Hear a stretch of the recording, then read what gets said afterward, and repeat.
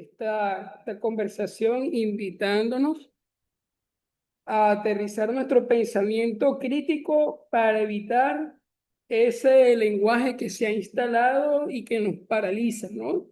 Y que nos paraliza porque polariza y deshumaniza, porque también esa comunidad epistémica hegemónica que se instala en nuestro sistema de salud y que ha impuesto políticas de salud promueve debido a un modelo de desarrollo que es el modelo de desarrollo capitalista, una cultura del individualismo que normaliza la indiferencia e impone de manera cultural la apatía, y la insolidaridad, y que además crea, desde mi perspectiva modesta, una fatiga de la compasión, de la alteridad.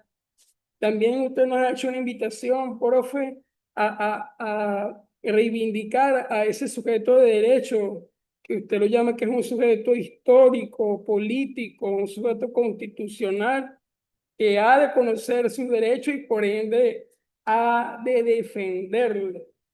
Que este sistema de salud y estas políticas públicas de salud deben de tener también un carácter sistémico, de totalidad y de complejidad, y que a fin de cuentas es sobre la base de los explotados, de las víctimas, en palabras de Dussel, sobre quienes nosotros debemos fijar nuestra atención para configurar esas políticas de salud.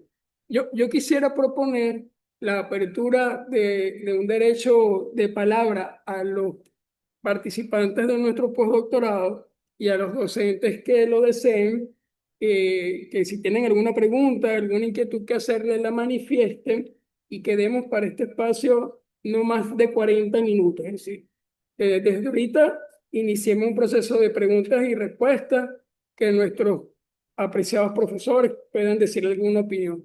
Entonces, bueno, yo voy a abrir el derecho de palabra. Ya tenemos por allí dos personas. Edwin Hernández. Edwin Hernández quiere ejercer el derecho de palabra y Patricia Collado. Vamos a iniciar con Edwin Hernández. Gracias. Disculpe, ¿me escuchan bien?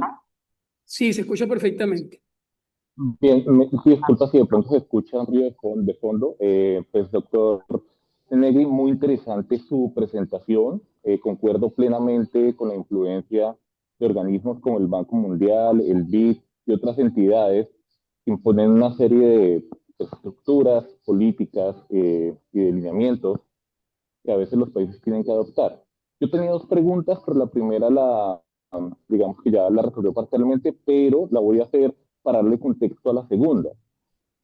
Particularmente cuando uno revisa, por ejemplo, posturas como la de la Organización Panamericana de la Salud, específicamente en el tema de acceso y cobertura universal, que viene desde el año 2010, si mal no recuerdo, pues usted lo explicó en su conferencia que particularmente no es solo el tema de un tema fragmentado, sino un tema mucho más integral.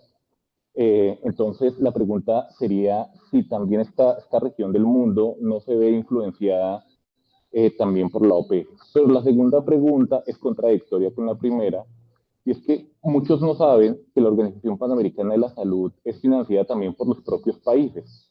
Por ende, las posturas que establece la OPS no pueden ir en contra del gobierno de turno, independientemente del color político. En ese orden de ideas, también las posturas o la posición que tiene la OPS no estaría también sesgada o tendría conflicto de interés con relación a lo que establece en cada país. Te doy la palabra. Bueno, profesor Armando, no sé si usted se plantearía responder esta primera pregunta o le damos la oportunidad a Patricia para que tengamos dos preguntas y usted responda ambas. ¿Qué le parece? Sí, escuchamos a Vamos a compañera escuchar a Patricia. Patricia entonces. Gracias. Muchísimas gracias, maestro. La verdad ha sido un placer escucharlo. Pero ahí hay dos cuestiones que yo quería decir o proponer con respecto a los pueblos. Me parece que en lugar del saber científico, tiene que revisarse. En una parte de su exposición, usted dijo que un poco que las comunidades no leyeron bien lo que se proponía. A mí me parece que leyeron muy bien la experiencia de un Estado segmentado, focalizado y parcializado, y que la respuesta no solamente, que tiene que ver con el desencanto de una promesa, ¿no? Que es la promesa de integración y que es la promesa de mejora estructural de las condiciones de vida. Y en ese sentido creo que la politicidad de los sectores subalternizados es contundente también, porque si no pensamos que la gente no lee bien, y a mí me parece que lee muy bien la experiencia práctica en los territorios. Esa es una primera cuestión. Y otra cuestión teórica me parece también interesante, que una cosa es restituir el pensamiento de la totalidad, con lo cual me parece importantísimo hacerlo, y una construcción de un pensamiento que totalice y ponga el derecho a la salud como derecho humano junto con el desarrollo, pero otra cosa muy diferente del pensamiento sistémico, que justamente es adaptable y tiene que ver con respuestas. Estoy hablando absolutamente del estructural funcionalismo. A mí me parece que hay una desavenencia teórica en proponer un pensamiento que vaya a lo sistémico frente a un pensamiento crítico que me parece que tiene que construir las totalidades de otra manera.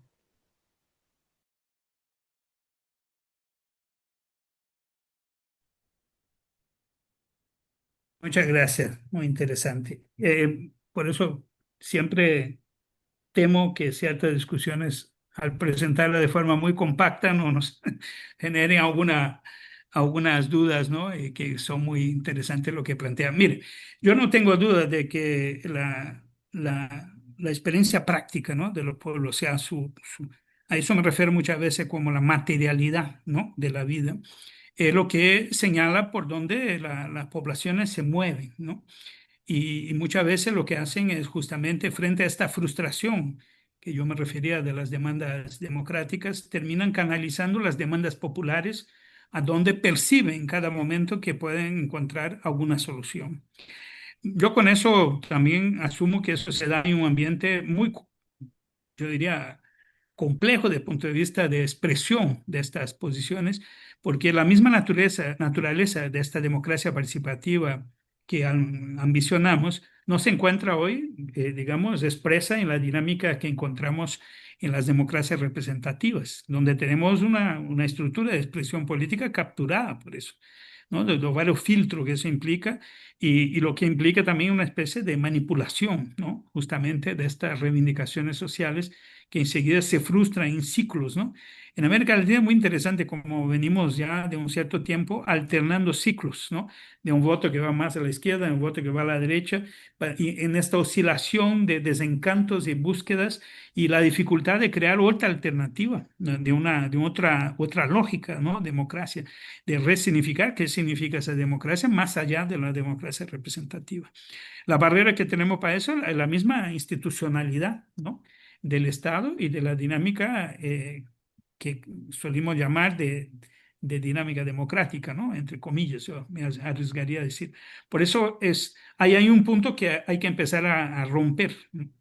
Yo veo con mucho interés, por ejemplo, lo que pasa en Venezuela sobre el tema de las comunas. Yo sé que todo lo que viene de Venezuela, inmediatamente la gente ya se polariza sobre eso, pero yo tuve la experiencia de estar aquí en 2003, cuando empezó el debate de las comunas, ¿no? Con el presidente Chávez. Y hoy se retomó esta dimensión de superar la estructura del Estado tradicional mediante la constitución de un Estado comunal, ¿cierto? Es un experimento político muy complejo, ¿no? Y que tiene que ver también con las resistencias que el mismo establishment que quiere instalar eso opone como resistencia, porque eso significa una reconfiguración radical de poder, ¿cierto? Pero es algo que está ocurriendo y que se nota como en sus contradicciones va generando otro tipo de tensiones, ¿no? Dentro del mismo Estado. Puede ser este el camino, me imagino yo, para una reconfiguración general, porque los estados que tenemos son estados de exclusión social, y estamos marcados por eso históricamente. Entonces, la ruptura que hay que darse es una ruptura de un estado integral, o sea, de un estado que no solo está el aparato del estado donde se anida en la estructura de gobierno, sino que también de la misma dinámica de la sociedad. Y yo creo que eso nos desafía. O sea, es fácil conceptualizarlo de forma general, pero después tenemos un problema de aterrizarlo en procesos de transición política y social y económica que tienen que ser coherentes con esta aspiración. Eso daría materia ahí para muchas discusiones, porque también hay que considerar las condiciones objetivas y subjetivas, ¿no? Para estos pasos en cada momento histórico. Por otro lado, sí, yo creo que el tema de lo sistémico, ¿no? Es una buena discusión, porque fíjese, el abordaje de teoría de sistemas más tradicional no nos da las respuestas que queremos, y en eso estoy de acuerdo. Por eso cuando me refiero a los sistemas complejos adaptativos, es una otra configuración mucho más dinámica, ¿no? De entender los subsistemas, y ahí me voy mucho por lo que Edgar Morin siempre nos alerta, ¿no? Que es el tema de la inteligencia de la complejidad, ¿cierto? O sea, estamos frente a fenómenos que tienen una tal diversidad de componentes que cuando yo planteo una transformación, yo tengo que poder entender que estos sistemas complejos adaptativos tienen un alto poder de autorregulación, que ayudan a explicar también los conflictos que se van estableciendo, ¿no? Tomemos simplemente el caso de los sistemas de salud. Fíjense cuántos subsistemas conviven dentro del marco de un sistema de salud. Ahí está todo el tema de la fuerza de trabajo, que por su vez está compuesta por varias corporaciones profesionales que tienen cada una de ellas su propia forma de autorregulación y de definición de intereses, donde hay conflictos, ¿no? De jerarquía, de poder, de dinámica de trabajo, etcétera. Si vamos por otro lado a todo el tema de la interfaz del sistema de salud con ciencia y tecnología, ¿no? El tema de innovación, de desarrollo, de las formas de incorporar la tecnología, dónde la incorporamos, si eso pasa a ser una barrera entre los que necesitan, ¿no? La atención de un sistema de salud versus lo que operan esta atención, cuánto la tecnologización de los actos va deshumanizando, ¿no? Y va generando, bueno, callejones sin salida, ¿no? Para la expresión de las necesidades y a eso que yo me refería de la injusticia testimonial también, ¿no? O sea que a nosotros nos parece que funciona muy bien, pero la gente nos está diciendo que no funciona, ¿no? Y aún así insistimos en ciertos procesos. O sea, este tipo de complejidad que hay inherente a una organización de carácter humano, ¿no? Tan intenso como es salud, nos obliga a pensar, si queremos abordar desde la teoría de la complejidad, tenemos que ir a la esencia de esta teoría, que fuera de la idea funcionalista, ¿no? Aquí estamos hablando de otra cosa, que es la configuración de sistemas complejos y que yo creo que nos pone también un poco en el mismo punto que hoy es esa transformación cuántica, ¿no? Recuerden siempre que la física siempre nos fue como en el campo científico estableciendo nuevos desafíos, ¿no? Y hoy por hoy, todo lo que implica la entrada de la inteligencia artificial, la llamada transformación digital de muchas áreas, ¿no? De societarias, incluso con mucha fuerza en salud, demanda una reconfiguración de cómo accedemos al poder sobre esta estructura, ¿no? Entonces, finalmente, el análisis de sistemas complejos pasa por una idea también de poder. Y eso se articula con lo anterior que mencionabas, de cómo la experiencia, ¿no? De la gente tiene que ser escuchada permanentemente y moldeando las soluciones, ¿no? Que son deseables. Ahora, este es un campo de disputas, ¿no? O sea, muchas veces lo que, y eso nos hablaba mucho también, derivado de la misma visión de Gramsci, pero de muchos pensadores latinoamericanos, que este tejido que es la cultura social y la cultura popular es un campo de conflictos, ¿no? Un campo de rebeliones y un campo de acomodaciones y cooptaciones. Entonces, hay que disputarlo a partir de una inteligencia, ¿no? Estratégica de la complejidad, como lo plantea Mohan, que me parece que es un buen camino para tratar de entender. No tengo respuestas definitivas sobre eso. Justamente yo creo que hay que lanzarse en eso y ver de qué manera vamos configurando, ¿no? Una otra forma de operar, de actuar.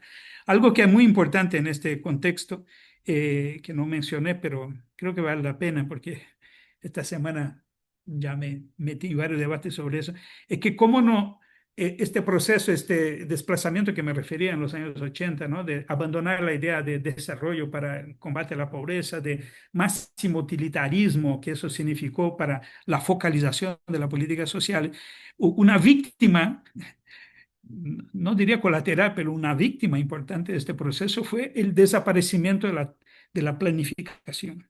como instrumento político de transformación social. Y es un tema que deberíamos también poner mucha atención, ¿no? Yo estaba aquí justo esta semana haciendo mención a algo que para mí, mi formación fue muy importante en los años 90, que te recuerdan de Carlos Matos, ¿no? Chileno que vino acá para Venezuela justamente, creó la Fundación Altadir y todo, y que nosotros en Brasil, al inicio de los procesos del Partido de los Trabajadores, aprendimos mucho de Carlos Matos, ¿no? Hicimos muchos talleres con él, después, bueno, ya estaba enfermo, pero iba a Brasil y eso nos motivó mucho a entender que la necesidad de una completud cuando queremos hacer planificación de gobierno para transformaciones, ¿sí? En la medida que fuimos abdicando de hacer transformaciones, y eso me refiero a lo que fue el primer ciclo del gobierno Lula en 2003, ¿no? Hasta 2003, 4, 5, 6, ¿no? Eh, en que la Escuela Nacional de Administración Pública era quien promovía los cursos con Carlos Matos, porque queremos reformatear, transformar la estructura de la administración pública del Estado brasileño. Con el tiempo eso se fue decayendo y después de un tiempo me invitaron a dar clase allá y fui a ver las asignaturas, lo que se ofrecía y me quedé escandalizado. Habíamos tragado enterito los marcos tecnocráticos de administración del Banco Mundial, del Banco Interamericano, de las escuelas, ¿no?, del norte. O sea, una cosa increíble. O sea, funcionó la recuperación de terreno de estas comunidades epistémicas fuertemente instaladas en el aparato del Estado y que para transformar tú tienes que sostener ciclos, ¿no?, suficientemente largos y revisar toda la estructura de la administración, de la formación, etcétera. Menciono eso porque si queremos aterrizarlo, tenemos que tomar en los espacios y promover una otra forma.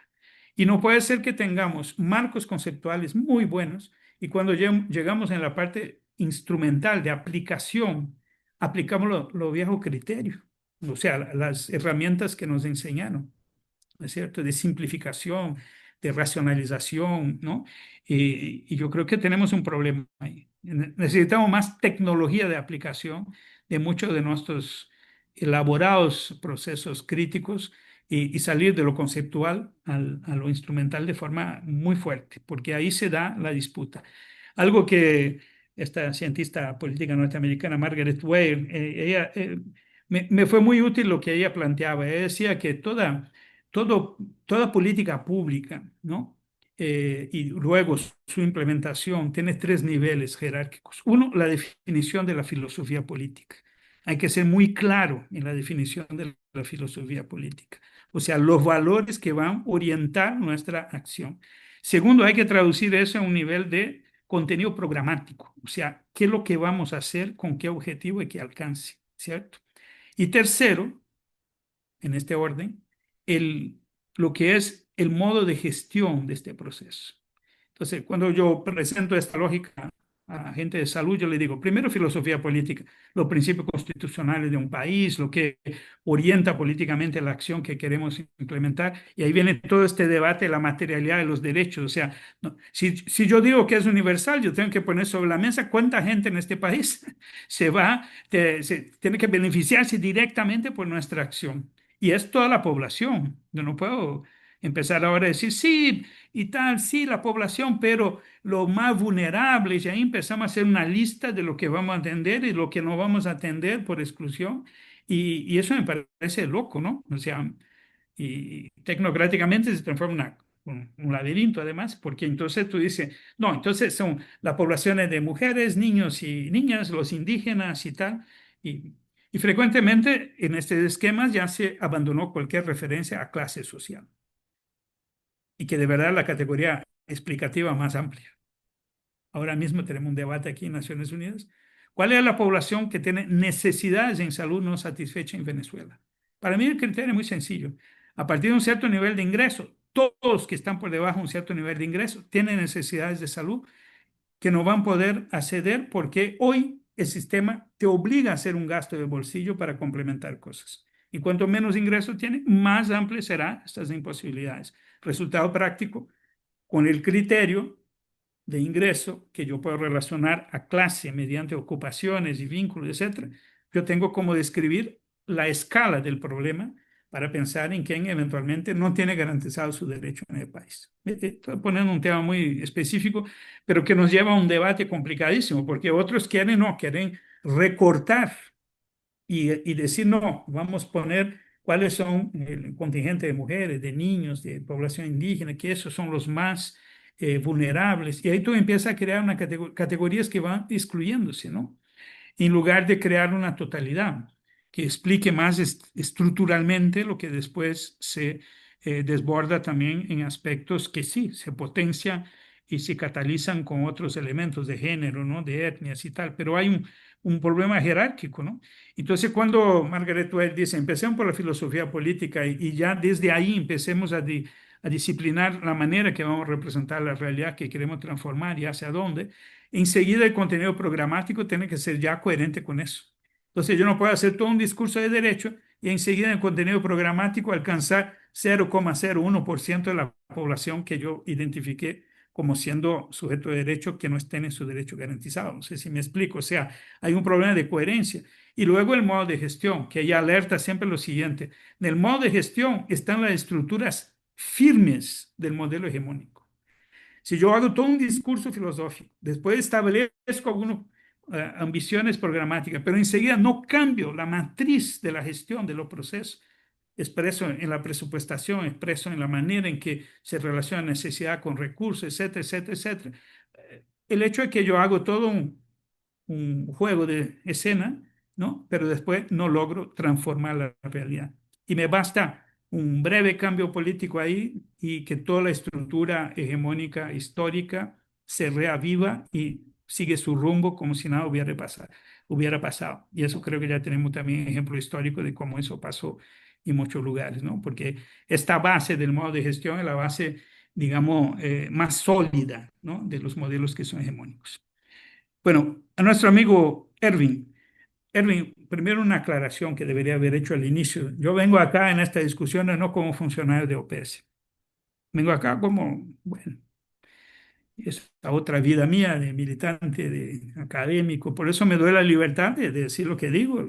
Y no es, nunca van a confundirse que estoy hablando en nombre de OPS. Yo, por coherencia intelectual y política, tengo frecuentemente conflictos dentro de OPS, ¿no? Porque yo creo que para eso estamos, ¿no? O sea, que no hay ningún sentido que yo esté en OPS para simplemente seguir pasivamente la regla de eso. OPS, la Oficina Sanitaria Panamericana, así denominada al inicio, no era OPS, era OSP, fue creada en 1902, ¿cierto? Dentro del marco interamericano. Y su principal objetivo era ver el problema de la seguridad sanitaria, el problema de puertos, de enfermedades transmisibles y tal. Todo vinculado mucho a los temas también económicos, comerciales, y, en fin. Y desde el inicio tuvo, como todo el sistema interamericano y panamericano, fuerte ascendencia de Estados Unidos. Hay una anécdota que supe hace poco, no sabía de eso, es que Venezuela fue parte de la creación de la Oficina Sanitaria Panamericana, pero no pudo comparecer a la reunión de creación en Estados Unidos porque Venezuela estaba con bloqueo naval, ¿no? De las potencias europeas.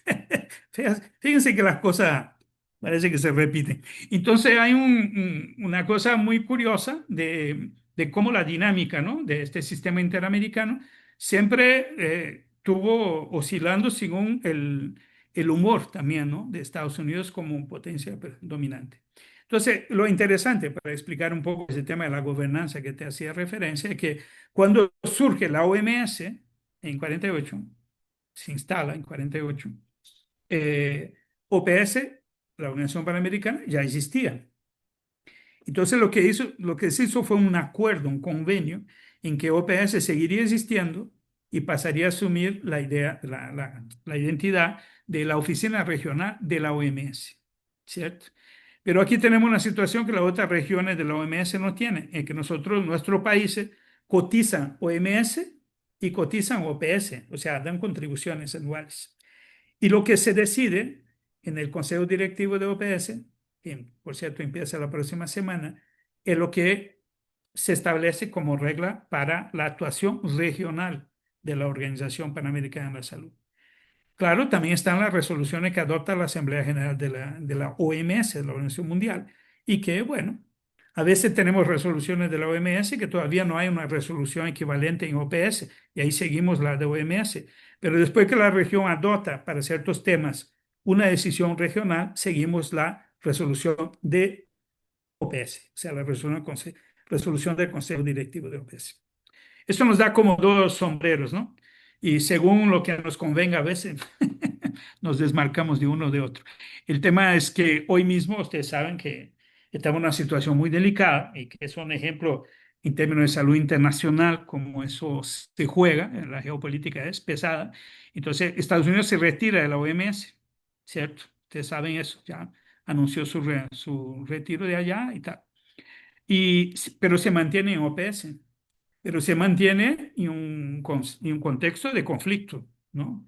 Porque ahora mismo para este ejercicio, ¿no? de consejo directivo, eh, hubo muchas reuniones porque la posición de Estados Unidos, diferente de todos los demás países, hay que decirlo, era que no acepta una serie de referencias en el plan estratégico que se va a adoptar, que es un plan 2026-2031. Por ejemplo, no se puede hacer ninguna referencia, según Estados Unidos, a cambio climático. No se puede hacer ninguna referencia a temas de género. No se puede hablar de equidad en salud. No se puede hablar de objetivo de desarrollo sostenible. No se puede hablar de OMS. ¿Ah? O sea, simplemente bajaron ahí para decir que no están de acuerdo que se haga referencia a estos temas y un plan estratégico, ¿cierto? Los países con mucha paciencia, hay que decirlo, fueron haciendo como mediaciones con esta posición. Pero ahí queda claro que si todos los países están obligados a hacer varias rondas de negociación para llegar a un texto que un solo país impone como verdad, imagínense, tenemos un problema, ¿verdad?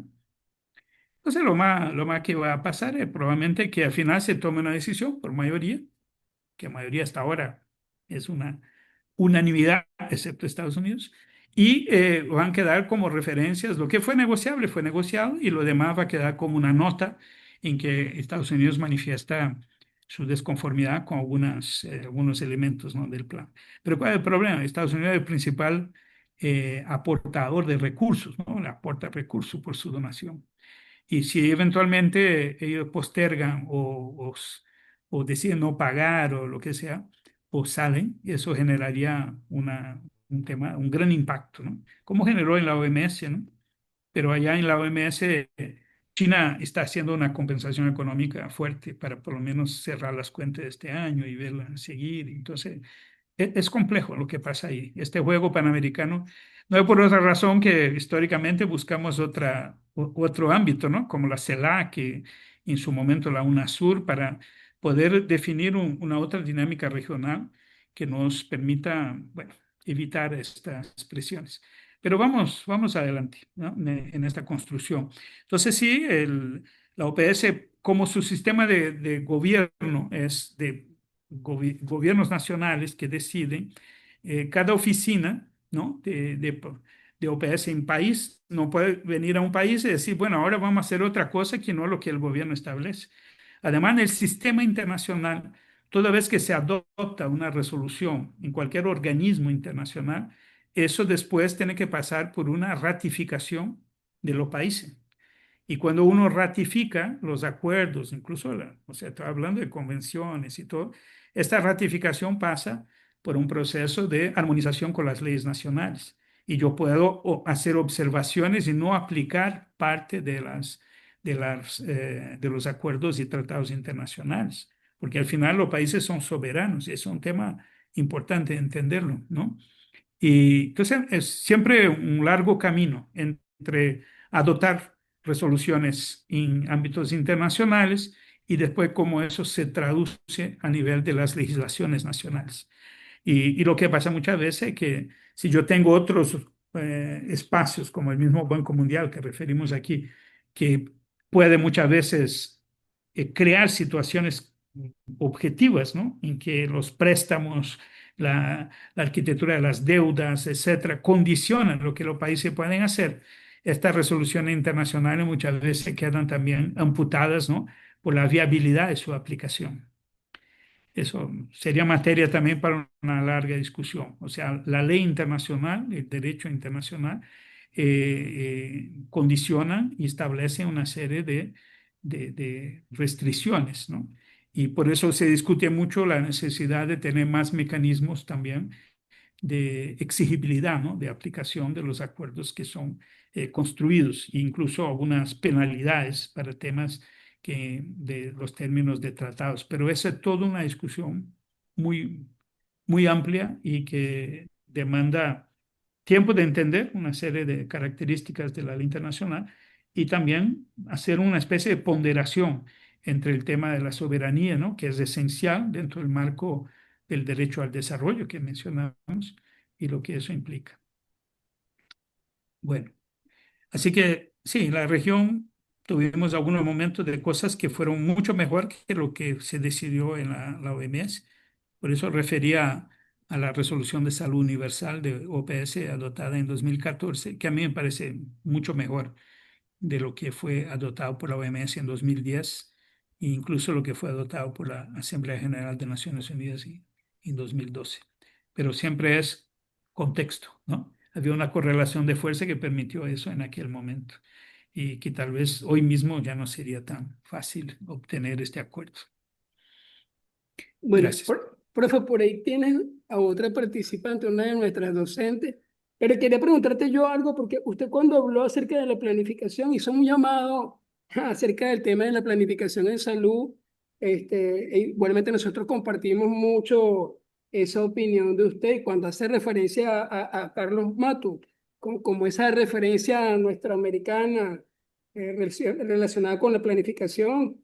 Lo compartimos plenamente esto, pero usted hizo mención acerca de un texto y de una autora, y hay uno de los participantes que por acá secretamente me está preguntando y me está pidiendo que le consulte quién fue la autora que usted hizo referencia cuando habló de filosofía política, contenido programático y modo de gestión.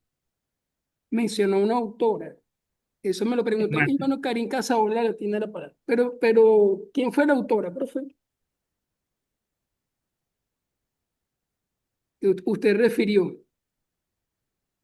Sí, es Margaret Whale, ahí lo puse el nombre del chat. Gracias, profe. Margaret, gracias. Lo puso en el Ahí chat. sí.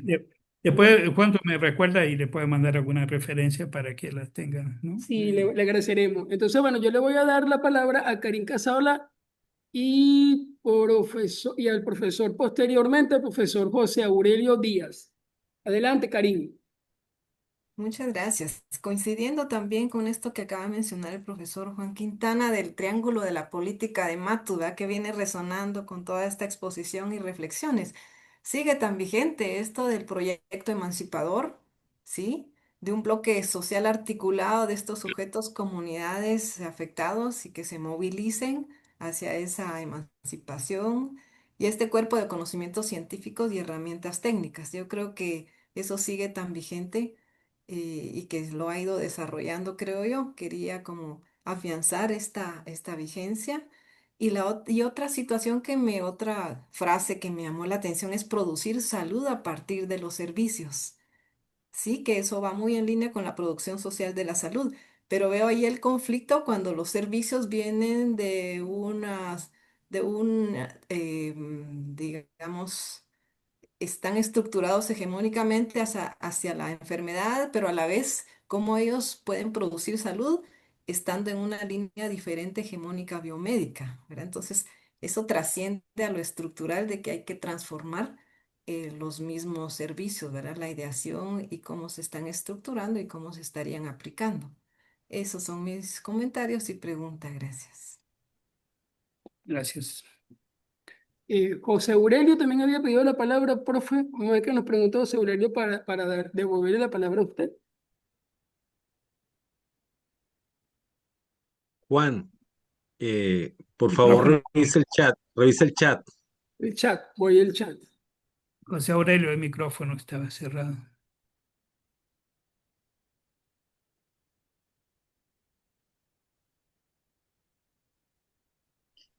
Que gracias por la conferencia, por el rigor científico que tuvo y todo lo aclaratorio que tuvo también para entender diferentes categorías, etcétera. Pero yo tengo una pregunta que le hago porque yo soy de Cuba, que tiene una situación que es un país socialista, el único país socialista llamado Sur Global, y entonces quisiera su opinión como académico, por su nivel académico y por su participación en esta conferencia y en este postdoctorado, que me dé su opinión acerca de cómo usted realizaría aproximaciones a cuestiones de categorías, etcétera, que son inherentes, como usted explicó, al sistema socialista.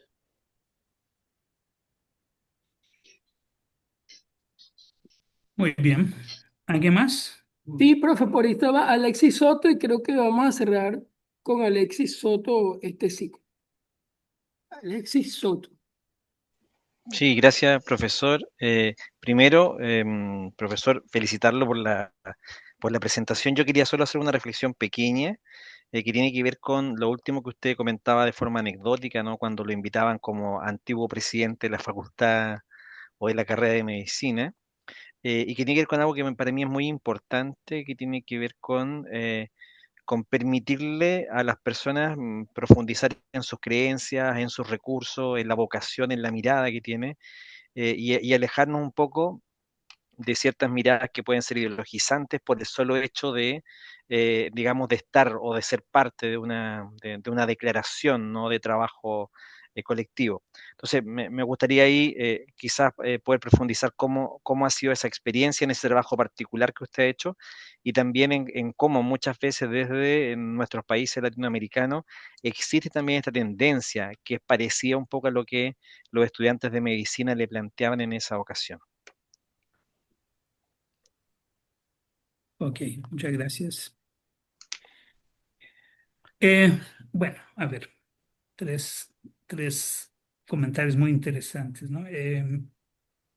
Sí, yo creo que hay un espacio y la verdad, más que un espacio, yo creo que hay una necesidad imperativa de hacer una apuesta en proyectos de carácter emancipador, ¿no? Y por eso cuando menciono específicamente el tema de planificación, ojo que Carlos Matos, de su origen, ¿no? El proceso de planificación era el proceso de planificación de gobierno, ¿no? Por eso el plan estratégico situacional que proponía siempre hablaba de reunir especialistas para abordar problemas que por su altura, ¿no? Por su jerarquía, por su complejidad, necesitaban, en primer lugar, una dedicación profunda a entender el problema, ¿no? De Matos siempre me quedé con la idea que para esta vertiente de planificación de gobierno, más o menos 80% del tiempo, perdón, que uno dedica a un plan es entender el problema. Después que tú entiendes el problema a cabalidad y va construyendo la representación de las causas, ¿no? Y efectos, ¿no? Que son objeto de interés de una transformación, es que uno puede arriesgarse entonces a diseñar cuál es este camino entre lo existente y lo que proyectamos como imagen de futuro, ¿no? Donde queremos llegar. Y el plan finalmente es este recorrido que hacemos instruidos por un conocimiento sobre la realidad que vamos a tratar de justamente transformar. En eso hay una apuesta de crear una nueva arquitectura de poder, porque la transformación es una nueva arquitectura de poder. Por eso la idea de emancipación y por lo tanto el enfoque de Matos de entrada nos ubicaba en la idea de gobiernos que querían transformar las sociedades. Eso implicaba reconocer cuáles son los actores que ganarían, perderían poder en este proceso, ¿no? Para que de verdad se instalara esta transformación.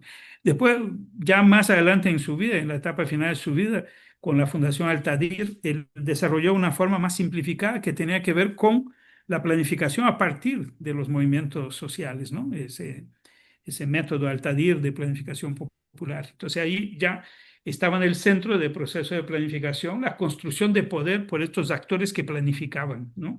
En este caso ya no desde la estructura de gobierno, sino desde la estructura de las mismas comunidades. Y yo creo que eso sigue siendo algo que tenemos que buscar, ¿no? En Brasil hubo varias elaboraciones sobre ese tema. Hubo algunos autores incluso que propusieron y aplicaron una metodología un poco más ligera en términos de tiempo y proceso para la planificación, tratando de llevar esta base de la planificación estratégica situacional a otros espacios, ¿no? De gobierno y que no solo los gobiernos nacionales, donde estaba muy enfocado en su momento inicial y mismo Carlos Matos. Eso valdría la pena discutirlo en profundidad. Yo creo que el tema de la planificación sigue siendo un tema clave, ¿no? Sobre todo por el abandono que sufrió, como mencioné, y que nos deja muy a la deriva, sobre todo para pensar las transiciones, ¿no? Yo insisto mucho que si queremos enfrentar los temas más complejos, de mayor alcance, ¿no? En la determinación de la realidad, necesitamos ciclos de planificación mucho más amplios en tiempo también, no por una idea dictatorial de los cronos, como yo le decía, sino por una idea de ciclos históricos, ¿no? De cómo se van estableciendo ciertos pasos y cómo se va consolidando ciertos procesos. Lamentablemente, muchas veces hay fuerzas progresistas que llegan a gobiernos, pero terminan planificándose en términos de los ciclos de gobierno y no en términos de transformaciones estratégicas que tienen diversos arcos de tiempo, ¿no? De corto, mediano, largo plazo. Y yo creo que ahí no hay fallas importantes en sostener eso. Pero eso sería materia de un debate con más tiempo y profundizar eso. Y sobre todo la tensión entre planificación y programación, que terminó confundiéndose mucho y fue muy funcional a la idea de adaptarnos a los recursos existentes y por lo tanto adaptarnos a lo posible, ¿cierto? Y yo algo aprendí sobre la política, que es la política es el arte de hacer posible lo que es necesario. Y por lo tanto, si no tenemos eso claro, nos quedamos siempre ahí presos en lo que creemos que es posible hacer. Y hoy hay una posición muy refractaria sobre eso. No, no, no, no, no te inventes cosas que no va a ser posible hacer. Dicen, bueno, ¿para qué entonces hago un plan, no? Si yo tengo cosas que son posibles ya de entrada, ¿para qué plan, no? El plan es para justamente transformar realidades y hacer posible lo que es necesario más allá de la posibilidad inicial. Entonces, eso es muy importante de pensarlo y tiene que ver con la teoría, ¿no? De la complejidad, desde Morán y otros autores que piensan justamente en eso, en la ampliación de las posibilidades. Bueno, hay un tema que, que es muy interesante que tiene que ver con la producción social, ¿no? De la salud. Porque fíjense, yo les confieso que tengo una cierta aversión a simplificar el debate sobre el modelo biomédico, ¿cierto? Porque creo que nos entrampamos en este debate y somos muy, a veces, muy, no sé, muy mecánicos en este asunto. Yo les pregunto lo siguiente: ¿cómo debería actuar un cirujano en el marco de la medicina social?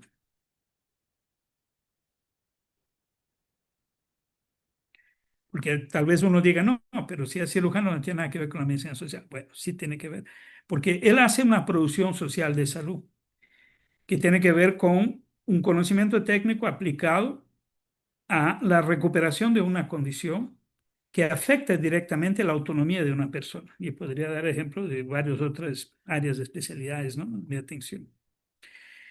En la medida en que la organización de su actuación y la organización del servicio donde actúa y del sistema donde él ejerce su función esté fuertemente orientada a justamente preservar la autonomía funcional de las personas y por ende su autonomía social, ¿no? Y todo, tenemos ahí una construcción de una producción social que mismo tomando como base un acto muy concreto de aplicación de conocimientos del campo biomédico, puede subvertirse a una otra lógica. Por eso los resultados en salud para las personas ganan para mí una importancia enorme. Y hay una cosa muy interesante que trabajó una colega argentina ya fallecida, María Cristina Davini, que en su momento escribió mucho sobre el tema de la educación permanente en los servicios de salud, como una estrategia de transformación de los servicios. Porque cuando yo voy a un servicio de salud y empiezo a decir, señores, y le va a sonar un poco banal, porque ahora se habla de eso así muy ligeramente, es decir, centrado en las personas. Si yo tengo un servicio de salud centrado en las personas, esa es la subversión fundamental que me va impedir o me va a permitir superar una lógica biomédica que está más vinculada a la enfermedad y no a la condición de la persona. Porque yo voy a utilizar conocimientos biomédicos para producir un resultado que interesa a la persona que voy a tratar. O sea, algo que yo voy a añadir en términos de el mejor resultado posible en términos prognósticos dentro de esta escucha de la misma persona sobre lo que ella quiere, desea, ¿no? Cómo ella entiende su necesidad y la forma como espera que eso se pueda abordar y resolver. Por eso yo creo que tenemos que ganar, ¿no? Este conocimiento biomédico, otra lógica, ¿no? Una lógica mucho más integrada justamente en esta emancipación de sujetos, ¿no? Que ejercen activamente sus derechos en un proceso y que van moldeando la manera de trabajar eso. Entonces, traer a estas personas, ¿no? Como que somos todos nosotros, ¿no? Porque, atención, piensen bien cualquier de nosotros cuando nos enfermamos. ¿Qué esperamos? ¿Cierto? Nosotros esperamos una serie de respuestas que nos permitan tomar decisiones, que nos permitan participar de estos procesos. Por lo tanto, seguramente no aceptaríamos entrar en una máquina industrial, ¿no? De procesos sanitarios que están desvinculados del bienestar de la persona. Y la verdad, eso pocas veces ocurre. Cuanto menos recursos, menos información puede tener la persona, más queda subalternizada dentro de estos procesos justamente asistenciales que están como deshumanizándose, ¿no? Y que están cada vez más insertados en una idea de producir diagnóstico y tratamiento como si no existieran personas, ¿no? En este proceso. Entonces, eso es muy grave, no es nuevo como problema. Pero me parece que la forma de aterrizar otra vez nuestra crítica es entrando en los procesos de la producción. Y cuando hablo de producción social o de la salud, eso englobaría tanto lo que tiene que ver con intervenciones de carácter territorial, poblacional, ¿no? Socioambientales y todo, como también lo que tiene que ver con la materialidad del el acto de diagnóstico, de tratamiento, la rehabilitación para cada situación. Yo integro eso, yo no lo separo, ¿cierto? Por lo tanto, colectivo e individual para mí tiene una función integrada, ¿no? En este proceso. Y como la expectativa de la gente, porque la cosa es, la gente piensa en salud cuando está enferma, ¿cierto? Y por lo tanto, cuando demanda el sistema de salud una respuesta, es porque tiene una necesidad en salud. Porque si no tuviera una necesidad derivada de su salud, no iba a recorrer el sistema de salud. O sea, pero tienen las cosas que son preventivas y tal. Sí, es una ampliación de ciertos productos que el sistema de salud puede ofrecer, pero que vaya, no necesitaría el sistema de salud para tomar una serie de protecciones, ¿no? A su propia salud, siempre y cuando eso se inserte también en una organización social que tenga eso más claro, como una sociedad que sea capaz de producir bienestar y salud. Y ahí entran todos los elementos de la determinación social que hoy nos condena, ¿no? A morir precozmente, a tener más carga de enfermedades, etcétera, por clase social, por territorio social, en fin. Entonces ahí hay un tema que deberíamos trabajar para convergir de forma más clara, ¿cierto? Yo tuve varias experiencias sobre eso y la verdad que fueron muy lesionadoras, ¿no? Porque uno, a veces con este discurso sobre el tema biomédico, empezamos a ganarnos enemigos que no necesitamos. Y yo me refiero, por ejemplo, a mi categoría profesional, los médicos.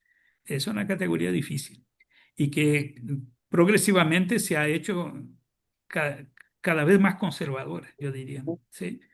Porque también hemos abandonado algunos espacios de disputa, desde la educación médica hasta las formas de organización de trabajo.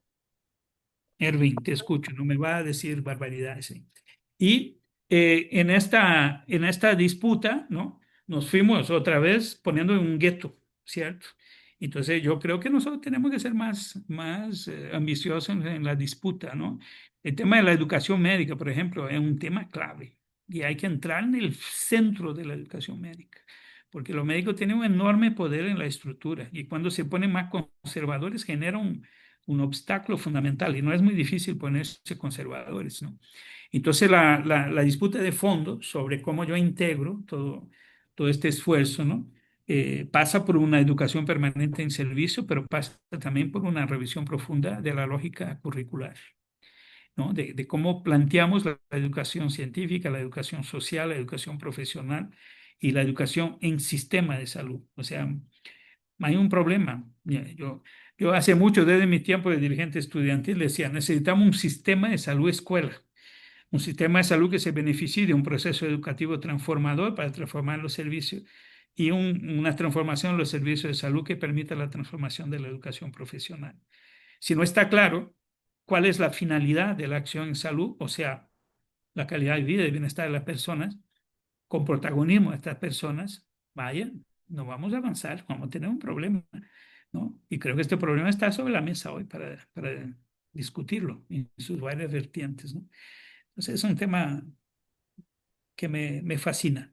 Por eso me siento muy cómodo a veces discutir con los grupos, entre comillas, biomédicos, porque trato de traerlos a una otra discusión y encuentro resultados interesantes. En Brasil hubo un momento, hace unos 3, 4 años, que un médico todo especialista de terapia intensiva, eran todos súper especialistas en la parte de oncología. Yo estaba trabajando en la organización de redes, ¿no? De servicios y vías clínicas. Y hay un grupo de oncología que hará referencia para todo el Estado Espíritu Santo en Brasil. El coordinador del principal programa de residencia en oncología pidió la palabra para decir que él se sentía complacido porque por primera vez les llamamos a ellos especialistas para discutir la salud pública. Y eso hay que entenderlo. En México tuve mucha dificultad con mucha gente buena, gente buena. Cuando yo le decía, la atención clínica individual es parte de la salud pública. Y la gente se resistía a esa idea, ¿no? De la salud colectiva. Y eso me evoca siempre a mi querido amigo Milton Terris, ¿no? Ya fallecido epidemiólogo norteamericano, que acá en Caracas, que ya estaba viejito, lo conocí en 97.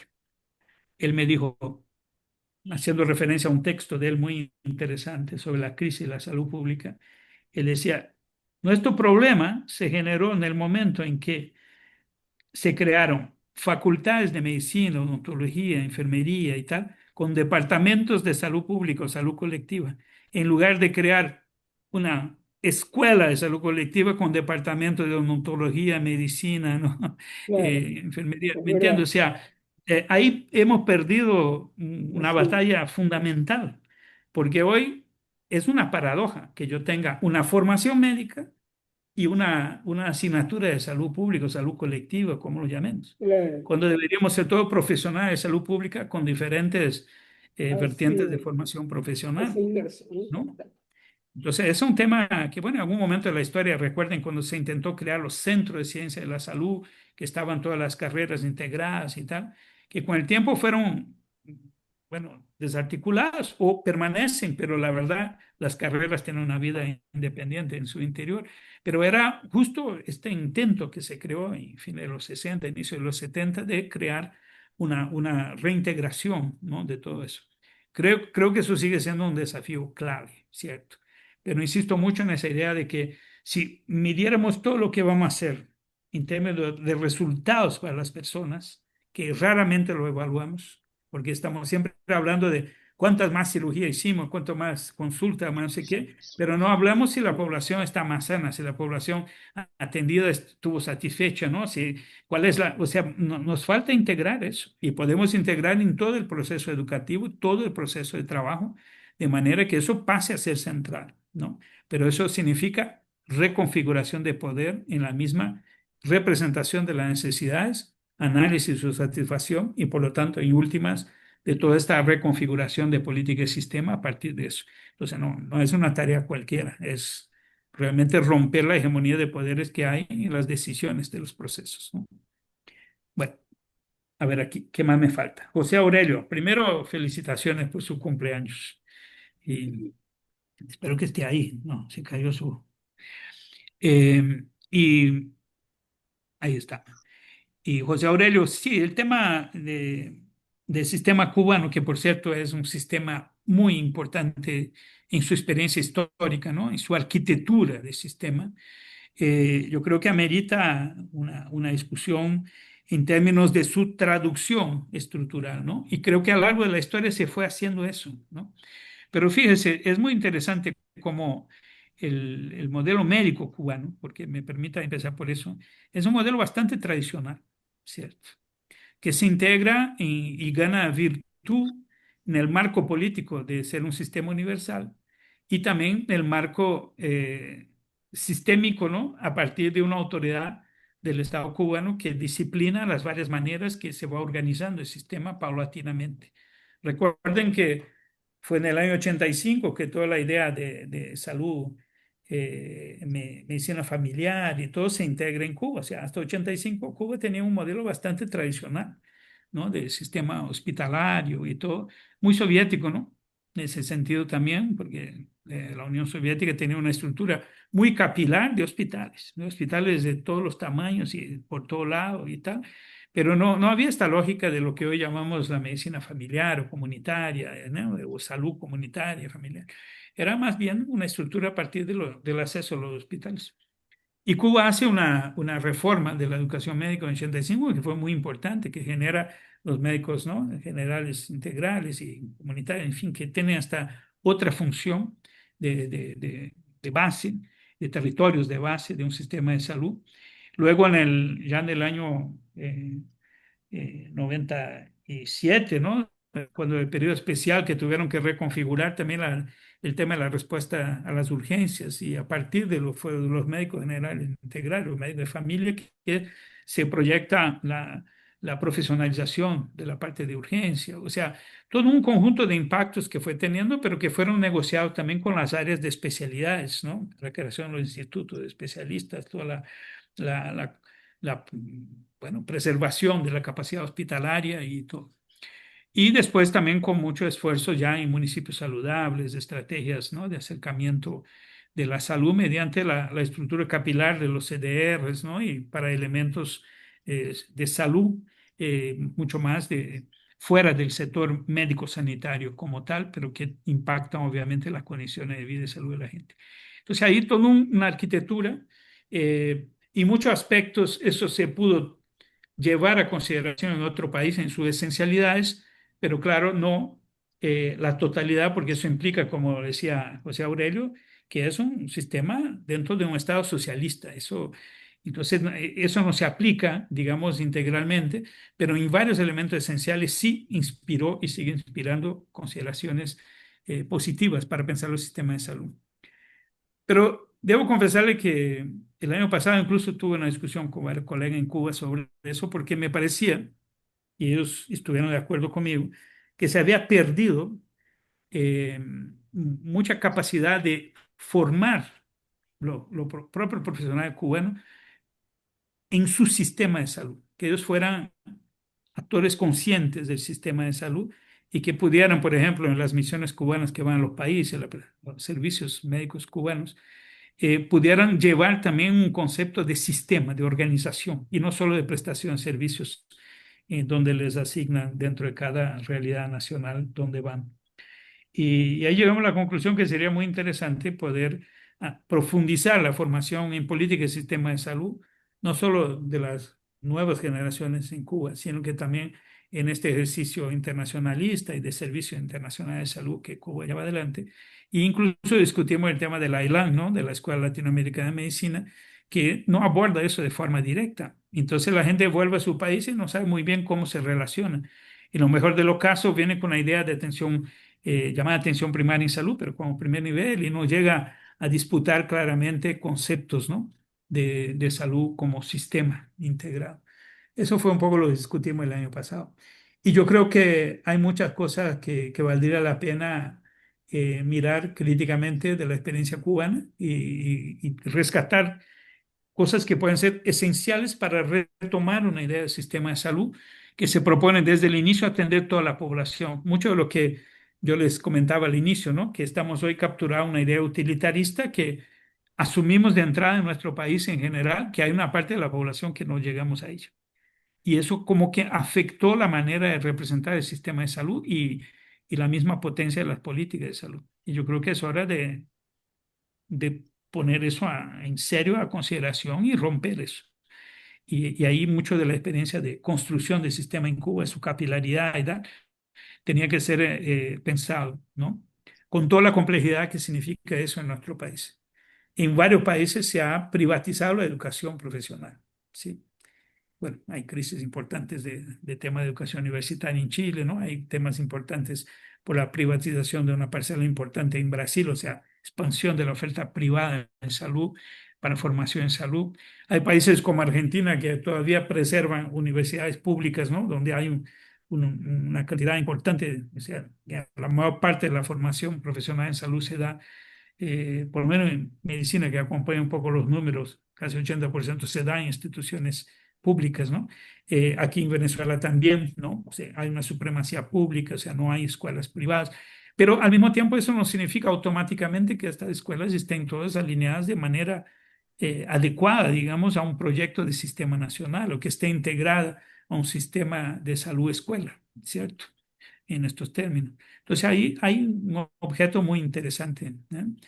Creo que vale siempre la pena revisitar la obra de Juan César García sobre la educación médica en América Latina, ¿no? Del año 84, si no recuerdo bien, que es una obra muy instigante sobre varios temas que siguen presentes como desafío y volver a pensar la educación profesional, no solo en sus aspectos curriculares, pero también en su interacción directa con la posibilidad de transformación de los sistemas de salud. Hay una disputa política ideológica sobre eso, pero también una disputa científica, técnica, ¿no? De las formas de educar en este momento en que más que saber todo, como en algún momento la memoria era lo fundamental, ahora es saber cómo aprender permanentemente y ser críticos sobre lo que nos ofrecen, ¿no? Como conocimiento. Yo creo que hay mucho que trabajar ahí. Eh,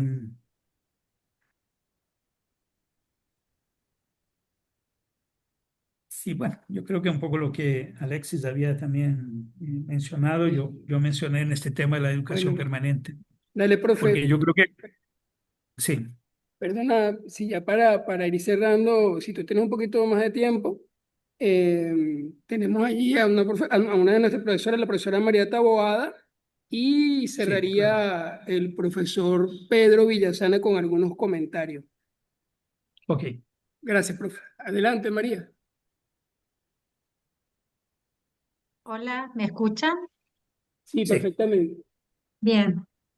Profesor, realmente es un gusto escucharlo en persona. Eh, yo plantear dos preguntas que más que necesito como una guía.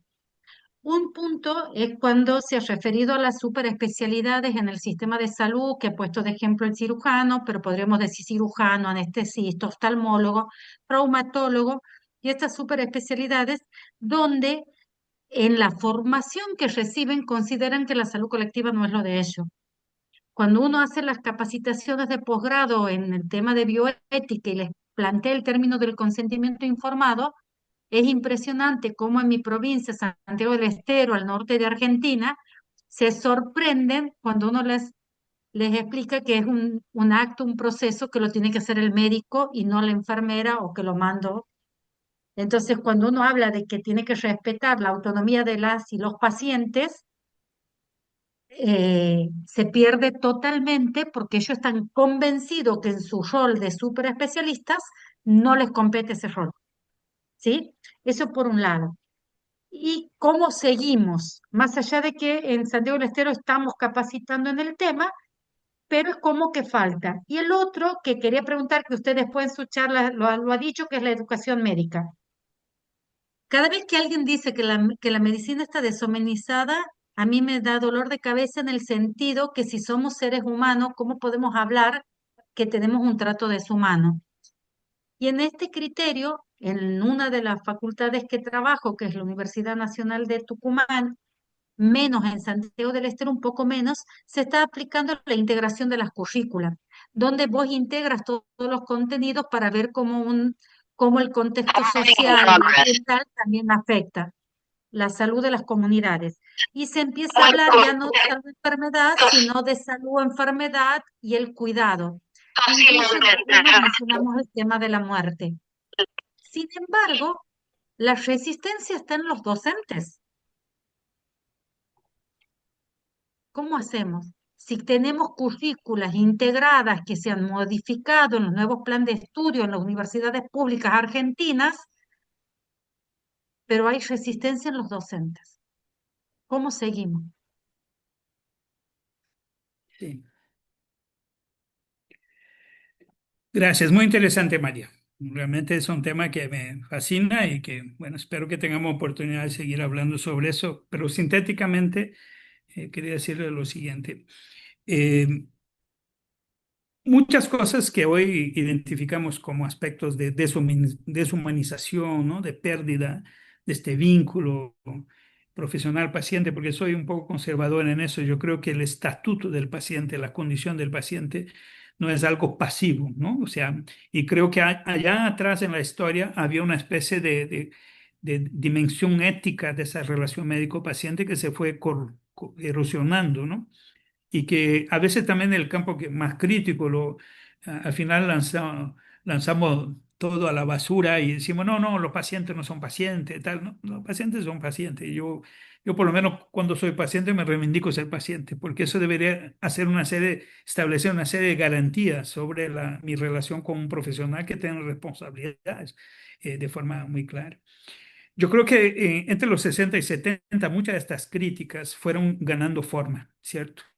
Y por eso se crearon algunos experimentos en el campo educativo que hasta hoy tienen mucha importancia, ¿no? Porque hay una especie de triple desafío. Uno, tú tienes que poner, sí, las personas en el centro del proceso. Y ahí yo tengo que poder saber comunicarme, establecer una relación que es entre seres humanos, que tiene que reconocer que hay siempre una simetría de entrada de poder, porque esta persona me viene a buscar porque tiene un problema de salud, por ejemplo, y ella espera de mí la seguridad y la capacidad de darle un camino para eso, ¿cierto? Pero más que nunca, desde el punto de vista bioético, yo tengo que establecer que este profesional considere primariamente la necesidad, la expresión de su propia lectura de lo que le está pasando y que pueda apropiarse de eso. O sea, que él pueda entender qué le está pasando y tomar las decisiones coherentes, si se va a tratar o no se va a tratar, cuál es el balance entre hacerlo o no hacerlo, ¿no? Y por lo tanto eso demanda un otro tipo de educación de los profesionales, pero no solo de los profesionales, también en las instituciones. Por eso hay un triple desafío. Tú tienes que poner a la gente en el centro del proceso, de verdad y no solo retóricamente. Eso implica todo un reacomodo de la manera como los servicios se organizan, ¿no? Los tiempos, ¿no? de atención, los ciclos de atención, la integración de los equipos profesionales, ¿no? La desfragmentación del cuidado médico, sobre todo, porque no es posible que cada paciente tenga que él mismo juntar los pedazos de los procesos diagnósticos y de tratamiento, ¿no? Sobre todo en paciente que tiene varias enfermedades y que he visto por diversos profesionales y tal, y que muchas veces nos falta el que hace la gestión clínica integrada, sea el médico de familia, sea el geriatra en algunos casos, sea el médico de urgencia, sea el médico laboral, o sea que son para mí cuatro piezas claves de la organización, ¿no? De cuidado integral y que deberíamos pensar en una arquitectura muy diferente, ¿no? A que tenemos hoy, con el médico internista siendo el que finalmente hace la conexión de todo, incluso de los pacientes en cuidado quirúrgico. O sea, hay un problema de arquitectura del cuidado y que tiene que diseminarse de forma integrada en el proceso educativo, ¿no? Por eso en este inicio de los 70, las universidades que fueron más innovadoras incorporaban, por ejemplo, la enseñanza por problemas. Y las que fueron aún más innovadoras incorporaron enseñanza por problemas o aprendizaje basado en problemas con aprendizaje basado en la comunidad, que era la manera de acercar esta dimensión humana, ¿no? De entender las realidades y aprender a hablar con la gente y, en fin, y comunicarse efectivamente. Y yo añadiría una tercera dimensión, que es lo que estoy ahora trabajando aquí en Venezuela, que es de centrar en los sistemas de salud. Estos profesionales tienen que saber que ellos van a ser parte de un sistema.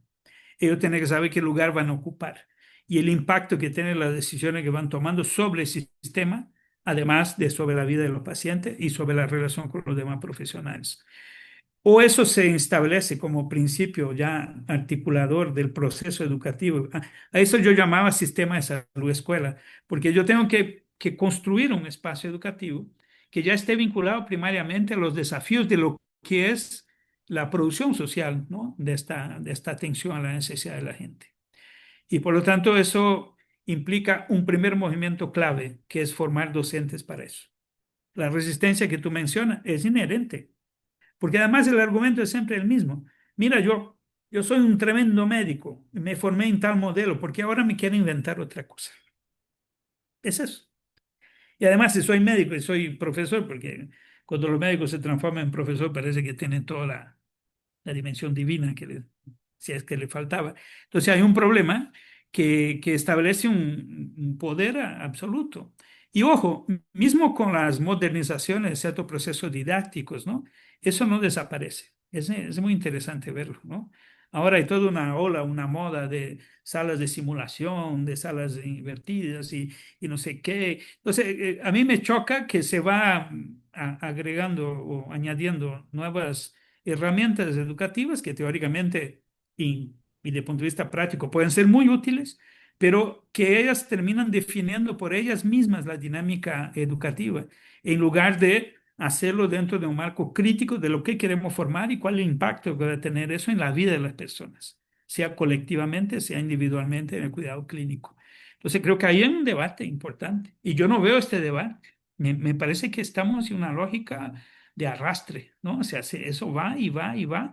Y con la entrada de las tecnologías, ¿no? Digitales y el tema de la inteligencia artificial, creo que estamos siendo avasallados por este tema, porque no solo está cambiando el acceso que tienen los estudiantes a la información y muchas veces a la falsificación, ¿no? Sino que también la sociedad está más informada o más desinformada por el conflicto de informaciones que recibe. Entonces, imagínense cómo que nosotros vamos a movernos ahí si no es mediante un proyecto mucho más estructurado y otra vez entra el proceso de planificación. Si yo quiero hacer un cambio efectivo en los planes de estudio, la metodología educativa, yo tengo que formar a la gente que va a operar eso. Tuvimos graves problemas ahora en México. Recientemente, ustedes saben que durante el periodo que Claudia Sheinbaum estaba de jefa de gobierno de la Ciudad de México, se crearon dos estructuras universitarias muy grandes. Una Universidad de Ciencia de la Salud en Ciudad de México y además se transformó, la verdad, una otra universidad que también actúa en temas de salud en la misma Ciudad de México. Cada una de estas universidades tiene casi 40.000 estudiantes. Ya. Y fueron pensadas para ser aprendizaje basado en problemas, todo. Entonces, el primer ciclo que estuvo bajo la conducción de docentes con esta idea y que tenía que ver con la integración social y de ciencia básica, funcionó muy bien. Cuando entró en la área clínica, fue un desastre, porque entonces los médicos de la atención clínica están en esta tonada que tú decías, o sea, pero eso no tiene nada que ver conmigo, o sea, eso me recuerda siempre a un profesor de traumatología que tuvo, que él decía, Dios creó el hombre y el médico para dar asistencia técnica.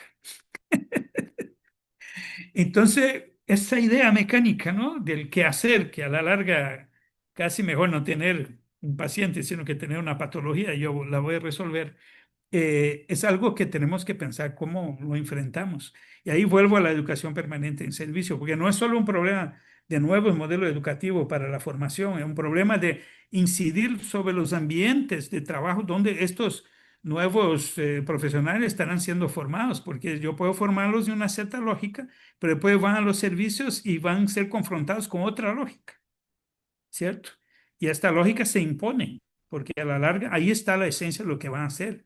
Entonces van a aprender del ejemplo, bueno o malo, de profesionales que ya están ahí y van a aprender de lo bueno o malo de la organización de los servicios, ¿cierto? Entonces creo que ahí hay un desafío tremendo, tremendo. Y se mezcla con todo el tema de la demografía profesional, el rol de cada profesión, las crisis que tenemos hoy en varias profesiones para insertarse en el sistema, ¿no? Laboral en salud. O sea, no es un tema menor. Y yo, así como la planificación quedó un poco olvidada, debo decirte que ese tema de la fuerza de trabajo en salud y sus varias dimensiones, desde lo formativo, su educación permanente, reconfiguración, gestión de trabajo y tal, lo veo muy abandonado, sobre todo por el campo crítico. O sea, entonces hay oportunidades para hacer cosas, pero parece que no estamos ocupando el espacio adecuadamente. ¿no? Y hay que juntar las buenas experiencias que hay, porque las hay, pero aunque no son hegemónicas en sentido bueno, pero hay cosas importantes y Argentina es un lugar donde hay cosas muy importantes, ¿no? Y varias instituciones y todo. Pero ¿cómo dar a eso el alcance de políticas, ¿no? Nacionales y regionales y hacer una disputa en toda línea, ¿no? No solo de la formación, pero también después de la actuación en los servicios y todo. Es un tema que me interesa mucho. Y aquí lo estamos tratando de impulsar, ¿viste, Juan? Ahí tenemos una discusión aquí también con la Universidad de Ciencia de la Salud, con la Universidad Experimental Rómulo Gallegos. Vamos a promover ahora con apoyo de la vicepresidencia sectorial un encuentro de todos los rectores para poner este tema sobre la mesa. Sí, Y espero que eso prospere. es ¿Y muy aquí? importante. La maestría de salud colectiva acá en Venezuela se asume como una comunidad epistémica, como usted la ha llamado, contrahegemónica. Ha asumido ese compromiso y yo creo que nuestro postdoctorado debe asumir el mismo compromiso de ser una comunidad epistémica contrahegemónica sustentada sobre ese pensamiento crítico al cual usted nos ha invitado a asumir mirando al sujeto político como un sujeto de derecho. Le voy a dar la palabra al profesor Pedro Villasana, quien nos tiene algunas palabras que dar, y yo quisiera que él nos diera el honor de despedir este primer momento. Adelante, por favor, Pedro. Te- Gracias, Juan, y sobre todo, gracias y un gran abrazo, Armando, ¿sí? Este, de verdad por acompañarnos, por regalarnos este espacio de tu tiempo y compartir estas reflexiones tan importantes, ¿no? Un poco en la dirección que señalaba Juan, eh, esto es un llamado a lo exigente que tenemos que ser, ¿ok? Con estos espacios epistémicos y la capacidad de transformación que se pudiera generar desde ellos, pero sobre todo desde el compromiso con la transformación, ¿sí? Este, este proceso de enajenación que nos conduce a una especie de claudicación que se sintetiza en esa naturalización de la miseria, ¿sí? Eh, que nos ha llevado a entender, ¿eh? Cómo nos han llevado a entender al derecho como una concesión, casi como una limosna, ¿sí? Y eso lo incorporamos en nuestra práctica, en nuestro trabajo, en la construcción de políticas públicas que son claudicantes, ¿sí? Y que reproducen la miseria en tanto eh, somos cómplices, pues, de todo ese proceso, tristemente conducido por los organismos internacionales, como tú bien lo señalabas, y con eh, consignas que repetimos como loros, como la cobertura universal, una salud, etcétera. Todos los días nos inventan un neologismo para seguir con el mismo circo, ¿no? Este, y en ese sentido, eh, hay primero esto de la comunidad epistémica, yo lo señalé cuando te escuché, porque me parece que sí que eso hay que reivindicarlo como posibilidad de espacio de trabajo. Esas comunidades epistémicas que a contracorriente o a contrapelo de lo que de todo el tsunami que nos viene desde allá. ¿Okay? Y hay algo sobre lo que quisiera que en algún momento pudiéramos profundizar, vamos a ver en qué espacio lo hacemos, que es esa propuesta de la ilegalización de la pobreza. ¿Okay? Yo creo que tú estás arriesgando la vida con eso, ¿sí?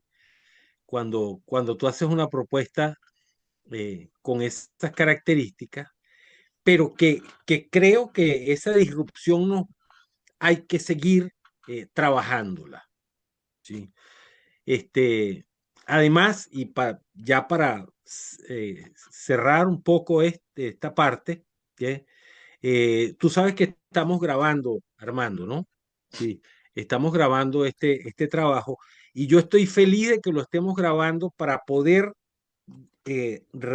revisitarlo. ¿Okay? Creo que vale la pena que lo hagamos y que lo podamos rediscutir. Y esa grabación la vamos a intentar compartirla. Ojalá la pudiéramos transcribir para que la tuviera disponible más gente, porque me parece que fue eh, un recorrido bien intenso, ¿okay? Muy, que el que lograste hacer en tu exposición, que te repito, te agradezco muchísimo. ¿Okay? Bueno, en nombre nuestro, en nombre de todos los que estamos en este espacio de trabajo, esperamos seguir teniéndote con nosotros. Ojalá mucho más tiempo, te podamos robar mucho más de tu tiempo siempre. ¿Okay? Y yo sé que tú estás dispuesto a que te sigamos sustrayendo tiempo. ¿Okay? Un abrazo, hermano, que estés muy bien. Sí, muchas gracias, Pedro, muchas gracias, Juan. Gracias a todas y todos aquí. Y bueno, estos momentos siempre me estimulan, ¿no? Porque me obligan también bueno, organizar algunas ideas y plantear todo. Quiero saludar al profesor Pedro Alcalá Fanador también, porque he leído algunas de sus contribuciones a este debate. Espero poder encontrarlo aquí en Caracas para que discutamos. Juan, tienes que Vale. promover una tertulia aquí en Caracas para que nos Sí, reunamos sí, sí. también. Por ahí, Sí, ¿no? Pedro está aquí, por cierto, estamos aquí en el ISENA, profe Armando, tú conoces el Instituto de Senología del Estado de Aragua, de Claro, cáncer de mama. Aquí con nuestros estudiantes de medicina oncológica hemos dado unas interesantes discusiones relacionadas con la salud colectiva. Ha sido bien interesante la experiencia. Bueno, Pedro está aquí, Pedro Alcalá. Y qué bueno, bueno. aquí nos vamos a encontrar también seguramente en Maracay, pero ten la seguridad que vamos a ir a Caracas y nos vamos a ver por allá y nos vamos a estrechar la No, mano y vamos a compartir. Un fuerte abrazo, ustedes dicen, profe. ustedes dicen dónde y nos vemos ahí. Muchas gracias. Sí, gracias, profe. Muchas gracias. Bueno, con relación a los compañeros, yo les quería pedir un receso de 1 hora Gracias, doctor. que nos permita almorzar y retornamos con la ponencia del profesor Pedro Ramón Alcalá Fanador. Profe Armando, si gusta, estás invitado. Dentro de 1 hora es el mismo enlace. Y bueno, vamos a almorzar, regresamos, escuchamos la ponencia del profesor Pedro y escuchamos a los participantes que tienen algunas ideas que compartir con nosotros. Entonces, bueno, que tengan buen provecho. Nos vemos en Yo 1 hora. estaré en una reunión esta tarde que Vale, dentro de una vale. hora tengo De que todos irme, modos, pero vamos a compartir, le profesor agradezco. Armando. Nos vamos Sí, a por ver. favor. Gracias. Muchas gracias, Hasta profe. luego.